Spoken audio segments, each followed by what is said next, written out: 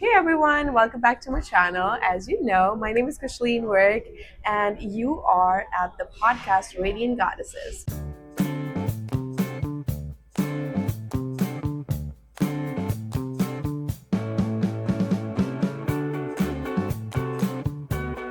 And today I have a really special guest, Katie, with me, who is awesome as going by her Instagram page. So you can check that out. But apart from that, let's hear more about Katie because she is a really inspiring figure. And I have been inspired by her, whatever she does for the community, how she is presenting herself, and her presence alone is amazing. She is sparkling herself and radiant. But apart from that, let's talk about her journey till now and what she is in the community. Let's hear it from her. Okay, well, yes. Hi, everyone. My name is Maroon KG or KG Banjoko. I'm a local community organizer and advocate who does a few different things. I've lived in so-called Fort McMurray for about 14 years now. This summer of 2025 will make 14 years. In my time here, I've seen a lot of changes happen and been able to be part of kind of driving change in the different avenues that were available to me at that time.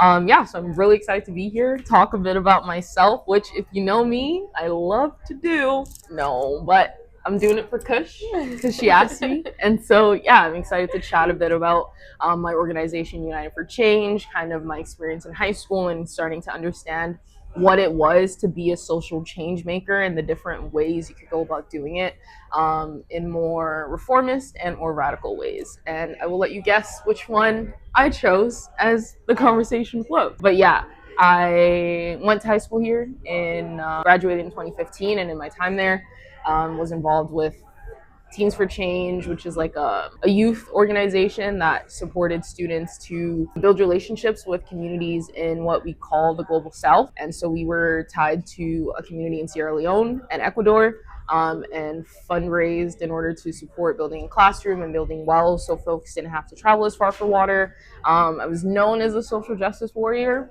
and that label has stuck for real. But obviously, I'm engaging now in more critical ways with being an adult and living in the community that we live, which has industry and various interests that impact the working class. So a lot of my work is about fostering those conversations, introducing people to new ways of seeing and understanding and engaging with decolonization as a theoretical practice and also something that we can actively engage in. So it's a little bit about me. Wow, as you can also already tell, she's amazing. But apart from that, now since you have been telling that you have done since when you were a child, right? So can you tell me what actually triggered that you want to become a leader in the community and you want to do all of these things? Because not everybody feels like it. Not everybody wants to do stuff. They just want to not do anything, you know? So what made you make this decision that you want to be a leader in the community? So I think a lot of the ideas of who can be a leader is very much tied to the person that like stands out and stands up.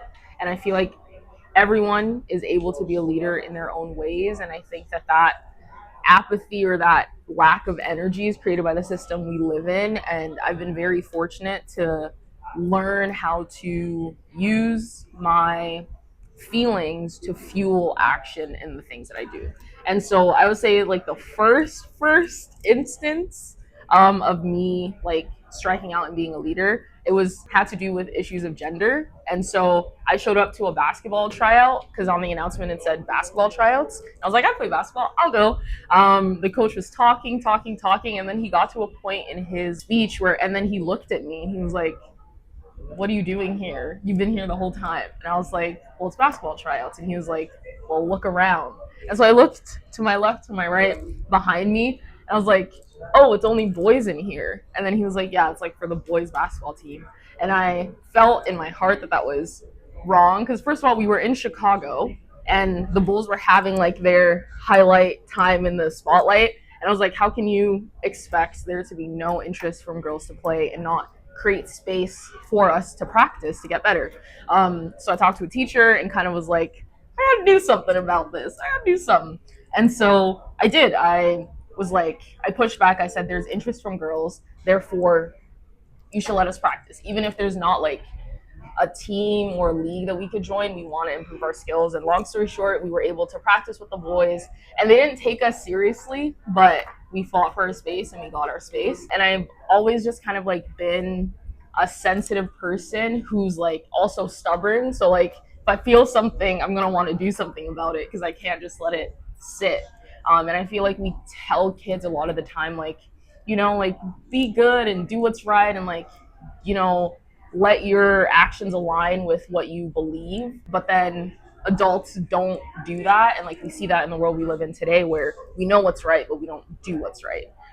And so yeah, my sensitivity, my stubbornness has followed me all the way into high school, where it was still kind of like feminism that helped me organize. We created a group called Club Unlabeled, and we addressed stuff like self-esteem issues and like bullying in school, and then learning about the disparities between the global north and the so-called global south, fundraising for those things, and just kind of being someone who was like, in a joking way, kind of like, oh my god, you're always worried about the lowest common denominator, like why do you care so much? But like, I care because we gotta care. So yeah, I've always just kind of like been that person who's okay with being the butt of the joke, and kind of just knowing that it's right in my heart.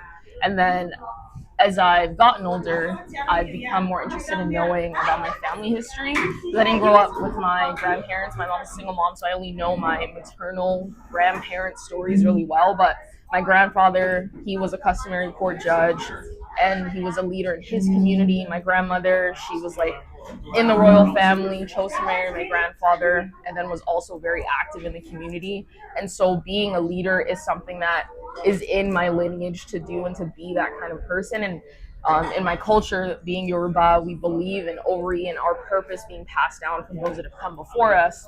And so yeah, I just feel like I'm walking in the way I'm supposed to walk, honestly. Yes, you are. I feel like you're using the Pisces energy in the right way. Yes. In the best possible way. Flow, let the floodgates Leadership, open. the intuitions, the one emotions, and it's so beautiful the way you are explaining all of it, your whole history. So how did you actually found your own organization, that okay, this is the time that I need to build my own organization and my own, you know, thing, I need to start it? So COVID was a transformative time for a lot of people.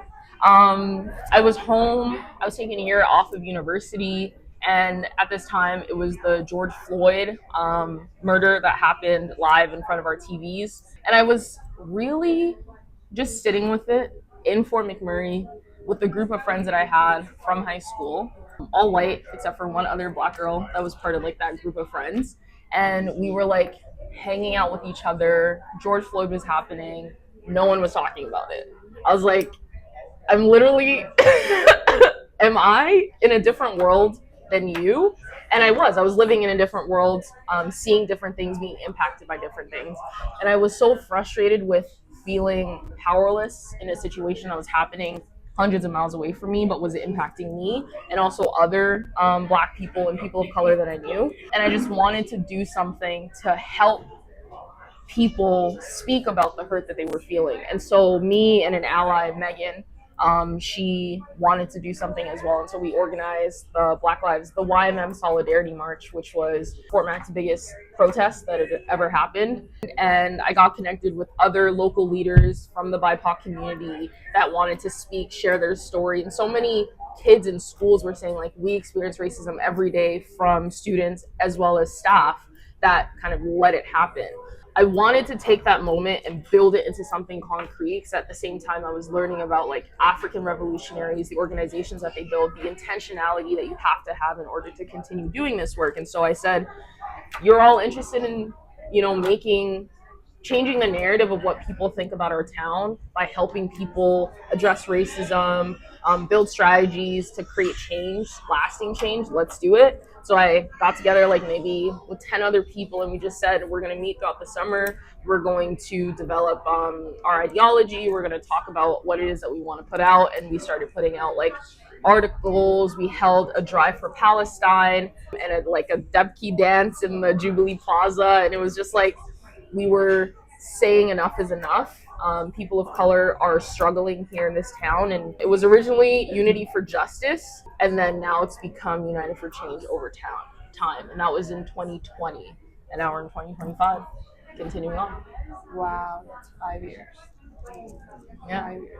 A big organization, big foundation, I guess. It was really impactful work, and like the school districts were reaching out to say help us understand what we can do to address racism in schools. So I just spoke to them about anti-racism. We've seen Black student unions prop up in almost every school now. I'm pretty sure has a Black student union, because Black students are feeling empowered to like claim their voice back. We've seen the government engage with students and then walk back on everything and erase them from the curriculum and stuff. So yeah, United for Change is now locally active since I've come back from university. We have a free food program. We have our Freedom Hub, which is like our political education space. And yeah, we hold events and meetings regularly and are looking to collaborate with other like-minded people who want to create change in ways that address the root cause of the problem. Yeah.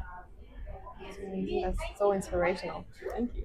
I always talk to you, and I just get inspired the way you have done so much for the community, for yourself, and the way you have handled yourself as well. You are doing amazing, honestly. Thank with you. your self care and with your radiance. You make it feel like it's so easy. Like everything you just told, it's not easy. No. The way you described everything since 5 years, you have done so much, and you have changed so many lives in the past. From kids to all the adults and who have been struggling in their life. You have changed everyone's life, so that's a big applause. Thank you so much. Thank you. I really tried. People like you that are willing to give me space to talk about it and like wanting to engage and are driven in your own ways and very vocal about how driven you are. It's inspirational to me. So thank you. So tell me about like what has your organization? You're the founder and president. So what is it that actually your organization is helping BIPOC people or individuals, especially women, to have a better platform? Or what has it done? Our two programs, our Alpha Hub program is mainly used by women. We have a lot of immigrants that come in and there's not any real supports for them. And the supports that they do have barriers to access. And so we are a very low to no access free food pantry that a lot of women have come to. And the way that we structure our operations is to have people access food in a way that still maintains their dignity. They still have a level of choice with our fresh produce items that we try and provide, and we try and provide good quality vegetables for folks. And over the course of the last 2 years, we've seen a lot of the female patrons become volunteers. So they help pack the hampers themselves. They help advise on what it is that we need to get, and they feel a sense of kind of community building and camaraderie through that, which I've been really amazing and blessed to see happen.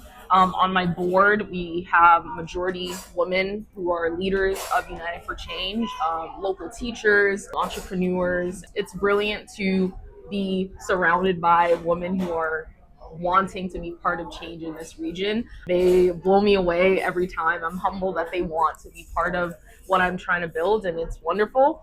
And then through our Freedom Hub, we're able to facilitate discussions led by women, the inclusion of all voices. But yeah, it's interesting because women's role in society has always been kind of that natural nurturer who is a leader in her own way, and that she sees beneath the surface and is always looking for ways to support and uplift the people around her. And so it's important to me that I never forget that. Like, my mom has been the leader of my family my whole life, and so I naturally see women as leaders and want to put them in those positions, recognizing that those systems of oppression come into play for women in a lot of ways. So yeah, that's kind of what I've tried to do naturally, intentionally. It's just the way it works out. Strong woman. I love them. Yes, you do. And you are a strong woman. You have done a lot of things. I know all these things have a major part to play in your life and the way you think about right now. But tell me one story, one success story that actually moved you, that, oh, I did that. we have a feeling that we do a lot of stuff, but what was that story in your life or your organization? That was a Just quick turnaround, but I think when I was working to organize the first African Liberation Day in 2023, I was very concerned that there would be a lack of interest from the community because I was openly calling out, like, we're celebrating a lot, but are we actually critically engaging with the ways that we could be supporting the lands that we call home? And so African Liberation Day is really a clear recognition of the struggle that's ongoing against neocolonialism that keeps our lands out of our hands. Like, we do not have power or control over our resources, and African Liberation Day gives us a chance to say, where do we want to go as a people, and how can we get there without compromising those principles? And I was saying, enough celebrating, let's start talking and taking action. And so I was really surprised and moved by the amount of people saying, I agree. I think that we are always dancing, dancing, dancing, but we're not discussing. We're not putting our money behind organizations that are working to free people's mind on the lands, and to strike out and create change in a system that is wholly different and differently corrupt than the ones that we have here. So we're dealing with like bribery and things like that, versus here we have the facade of democracy that keeps us locked down. So anyway, yeah, so many people came up and gave us food for free, gave us a discounted space, wanted to speak, wanted to help organize and volunteer. And like the first BSU, Black Student Union, they organized the food to bring over, which was amazing to see. It had like 4 or 5 speakers. The president of piano spoke, local educator here spoke, and it was, yeah, it was just like, I was like, whoa, people do want different. People are craving a space where they can have real conversations. I organized it. I helped make it happen, and I was like, good, happy, please. I mean, it's really awesome that you have this amazing drive and you want to do all these things. So even organizing a bigger platform like that, where everybody can discuss and share their opinions and talk about real problems, I think that's something that really takes guts, and also it all brings about others' opinions as well. So when you discuss things, so right now, if we are discussing things, I feel like it's a really bigger opportunity to talk about things that are actually mattering in other people's life as well. So opinion matters. They do. They do. Helps us understand the pulse of the people, where people's heads are at, and yeah, you can take stock of whether or not you're moving in a direction that people can support. So what are your 5 years future plans with the organization, with yourself, with the future, and everything? Like, tell me a little brief of your 5 year plan. I'm taking an Well, interview. I'll yeah. hire you. Professionally, I hope to, in 5 years, have completed my exams, articling, and to be officially called to the bar as a lawyer in Alberta. With United for Change, I hope that we continue doing good work in our community, that our connection with on the ground organizations in Africa, in so-called South America, in the Middle East have grown, and we maintain communication. We're able to send funding, maybe facilitate kind of exchange programs in order to support the education on both sides. And to reconnect African diaspora members back home. I don't know, spiritually, I hope to be in a very solid space, less triggered by external things and more grounded in who I am as a person, and what I know to be true for myself and many others. So, yeah, I just hope to keep building, having a better natural discipline within myself to like address head on what I feel is my purpose, and to accomplish that in big ways, in small ways, and in meaningful ways always. Really, really interesting question in my mind, but I'm trying to put it in better words. Oh, okay. Okay, we talk about professional lives, we talk about spirituality, but what about your personal lives? Because I know people who watch, they're like, okay, they are leaders, they are doing this stuff, and they are so inspirational. But behind the scenes, they forget that we are also humans. Everybody is a human, and they have their stuff going on. So what do you want to share about your personal life, or how it's going, and what do you see yourself doing in future? Personal, because like for me, my spirituality is very personal. The interpretation of my faith is very much tied to my lived experience, and so like my community is tied to my spiritual life in that, you know, my church is a Nigerian church. I'm connected to that body of Nigerians, and so to say that I want to be true to honoring the things I believe, it means that maybe in 5 years I won't be as connected to those people as I would like to be, and that will impact me emotionally. I'm trying to get diagnosed with ADHD so I can have meds, maybe, and have my brain be a little bit quieter. You know, I've had different mental health struggles in the past, and I always kind of keep that in the back of my head that I have to have a routine that fuels me and doesn't let what I know can take over. And so when I talk about kind of 5 years from now having that internal sense of discipline, like I want to have a consistent routine where I'm waking up in the morning, moving my body, doing the work I need to do, reading in the evening, taking time away from my phone, and just having that like be a way of life for me as opposed to something that I do sometimes when I'm on vacation or like my day's not hectic. Because yeah, I'm very much committed to the work that I'm doing and I want to push that to the nth degree. But I also know, and from seeing my mom kind of engage with her work, like it's important for you to have that time to rest. So yeah, that's what I hope to have. Yeah. You shared that you had some mental health issues in the past Mhm. and you have recovered from it, hopefully. I'm with you. It's I'm with it's a you. constant journey. It's a constant We're journey. moving, but we're good. We're good. Okay.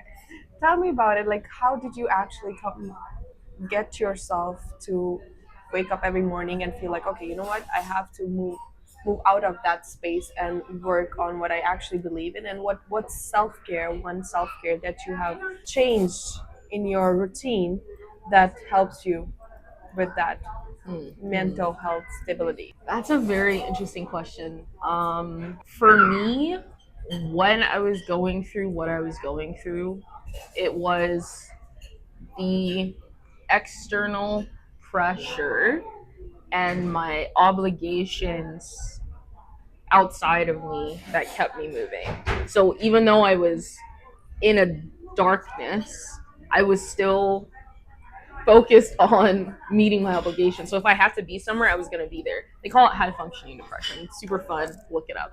Um, so kind of recognizing that, like, okay, just because you're doing a lot of things doesn't mean that you're not going through something. And just being honest, you know, letting my friends know that it was a thing, recognizing that it had gotten to the point where I needed this help of medication to give me space to think and decide on my own what actions I needed to take.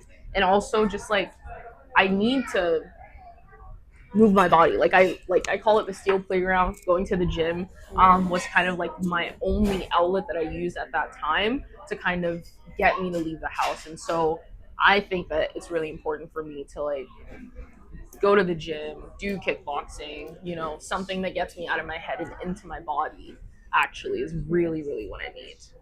I love that. I Mm-hmm. love that. I think physical fitness is something that helped me as well. Mm. I am really big on physical fitness because actually the same way I am a person who actually do stuff. I want to do things, and I'll still do social media even though I'm not feeling good about myself Mm. or mentally good. I was in a depression as Mm. well, Mm. and I think gym is something that saved me Mm. from the whole experience of it because I kept myself. You know what? This is what I chose to do, and Mm-hmm. I was living in a darkness, but I choose to step into the brighter future and Yeah. something. So I think I really relate to that, and I love that you said that it's something physically you Mm-hmm. engage yourself in and invest your energy in, Mm-hmm. rather than sitting at home and you know just sitting in the darkness. Oh my, I did that, and then my friends were like, hey, what's up? What's going on? And I said, listen, just a moment. I'm gonna be where you guys need me to be, but yeah, I feel like that, and just recognizing that it's okay for me to be where I am as long as I don't give up hope, like having hope and just being like, even because we are taught to like not even legitimize any of our mental health issues, like it's your fault. You know, you're the one creating the conditions that you're in. But just being like real with creator and myself and saying like, you're being my life jacket right now. Like I'm not on solid ground. I just need to tread water for a bit, and that's okay. Just being okay with being there was also good, and not being hard on yourself. I feel, yeah. So something that you think might help everyone around us, because this is another issue that I feel like should be brought up as well, that people are not able to get all the professional help, or things like depression, or thinking about something too much, not being able to manage their daily schedules, and being everything hectic for them. So what do you think will help people discover professional help? I don't. If you don't have access to like therapy, I would say probably journaling would be super helpful for you. Just getting all your thoughts down. If your life is super hectic or you feel overwhelmed, I would say just making a mind map is even helpful. You don't even have to use it all the time. You can just say, here I am. Here are all the priorities that are competing for my time. And even just like doing that and seeing it can help you be like come up with steps for how you can engage with all those different things. Um, you know, the healthcare system's crazy. You might not be able to see a therapist. You might not be able to get access to that, but there's little mechanisms, coping mechanisms that you can create that can support you in getting out of your head, seeing things in front of you. Meditating is so good. If you just wake up in the morning, you don't even have to get out of bed. Just do like deep belly breaths in the morning, and just to like, you're here, it's a new day. Don't let those thoughts come in yet. Give yourself 5 minutes, and then trust me, you'll have a better morning, afternoon, and evening. Little things like that. But what about people who are like me? I need to get up from my bed to do meditation, otherwise I'm sleeping again. Then get out of bed or sit up on your bed, do some stretches in the morning, just, yeah. I tried the same thing. I'm like, okay, maybe I can save more time by sleeping and like being in my bed and doing meditation. And after 5 minutes, I'm sleeping She's for back another to 45 bed. minutes. Yo, yeah, no, see, I can't. Or you can set regular alarms. Like I have like 10, 20, 15. I listened to a lot of podcasts, and one of them said that if you put your alarm to snooze, you will wake up even more tired because your sleep cycle is for 45 minutes at least. Wow. So, oh my goodness, I can't even put any snooze No. alarms on. I'm just sleeping for another 45 minutes, You I just guess. have to. You just have to. Scientifically speaking, you just have to. No, but yeah, meditating is an easy one. Do it. Okay, yeah, do it. Exactly. I love meditations. Sometimes I felt like going out there and just sitting by myself by the lake or somewhere. Mm. People think I'm crazy. Like actually, people thought I'm crazy just going around and sitting alone and Your eyes nobody's. closed. Like, okay, who cares? As I'm grounded right now, like it's nothing crazy about being connected to the universe. You know what I mean? You know, I want to ask your goal as well, because just from meditation, I want to share my goal of meditation. I saw a video of a person who was sitting for meditation, and a bird actually flies and sat on his top of his head. That indicates that how peaceful his head, his mind was. That it actually aligned with the energy of the nature. Wow. So I want to reach that state that my mind is actually on the same frequency or same That's energy level crazy. as the nature around Wow. me. And so I want to ask you. I think that's my goal. Yeah. Right? It's so beautiful. Can you how, imagine? like a bird would actually fly and just sit on top of your head. It's so aligned to the whole magnetic field of the earth. That's crazy. I need that. Yeah. Yes. That's mine. I want a bird to land on my head. I'm not there yet for sure, but I Me think neither. just letting it go, like being okay with not being connected to this plane of electronics and chatter, and noise. It's just like, whoa. Imagine. Yeah. Yes. Imagine. Just imagine. Mm-hmm. Okay, let me ask you about your one quote motivation Oh. that you just go by in the morning to get yourself started? Because you do a lot of stuff. So like, okay, I'm not feeling like it. I don't want to do any meditation. I don't want to get up. I don't want to do anything. But you feel like you have to, or you feel responsible of your own actions. So what is that one motivational quote? So I heard something while I was trying to move out of or decrease the presence of darkness in my mind. And it's like, don't wait for motivation to come before you do what you know you have to do. And I've always been someone who's like driven by the motivation that I have. Like if I like something I want to do, I'm motivated to do it. But being in a place where you can't motivate yourself, you physically can't, you are still capable of moving your body physically, even though you don't have that motivation. And so when I'm tired or when I'm like, I can do this task later, like I'll be motivated later. It's like you don't wait for that to come before you do what it is you know you need to do. And that plays in my head a lot. A lot, yeah. So let's end this podcast with you so we can have a little other chat. One last question.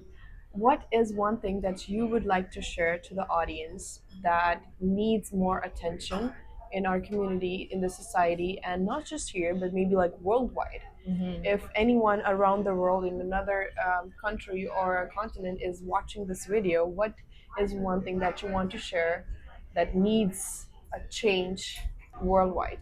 We are living in historic and unprecedented times, and we've lived through them before. And what I can say to people who are disengaged, what I can say to people who are feeling too much, who feel disempowered, is to move out of yourself and get organized. Get organized with an organization that is doing active work to support the lives of people around you. Get organized in your personal life, have goals that you set for yourself. But ultimately, in order for us to create a world of difference, we have to transform ourselves. So look within, tap into people around you that can support your growth, and join an organization. That's what I can say, honestly. Motivate them to join your organization, United for Change. What I would say to you is if you want to be in a room full of energy that isn't just going to stay there, that is going to burst out and uncover new grounds and collaborate with working class people in our community, if you're tired of feeling not represented or not understood in rooms that you're in, come to United for Change and engage with us. We will be there for you, we'll support you, we will show you new ways of thinking that are liberatory and free your mind so that you can free yourself to act based on the convictions that you have. We know what's right.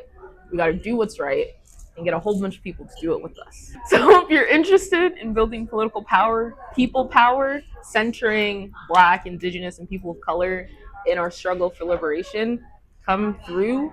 Find us at unitedforchange.ca. That's for change.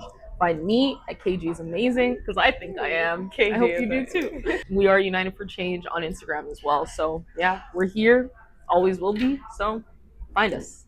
Please go ahead and search KG is amazing, and she will be right there on top of your search list on Instagram. And thank you so much for coming over here. But one last thing. Tell me, what is your understanding of radiant goddesses? Ooh. Ooh. See, there's a lot there, right? Radiant goddesses. Women hold so much power inherently by being who you are on this earth. Like, men, we know what their power are. They're doing stuff with it. But women's role in our world and our society is to be a radiant being that empowers and fuels the lives of others. And so being a radiant goddess really means reconnecting with those parts of ourselves as women that we've been taught to shy away from or to see as inherently weak or not useful in the world. Like our intuition is what fuels our decision making. Our ability to inherently connect with people is the reason why we are able to build entire societies from, within. So I think being a radiant goddess is really tying or reconnecting with that natural ability we have to nurture, to care, to grow things out of nothing. To create is a gift that we were blessed with being able to have. So yeah, that's what it means to me. Thank you so much. That is Of so course. amazing. Thank you. Thank you, everybody, for watching, and hope to see you next time. Bye.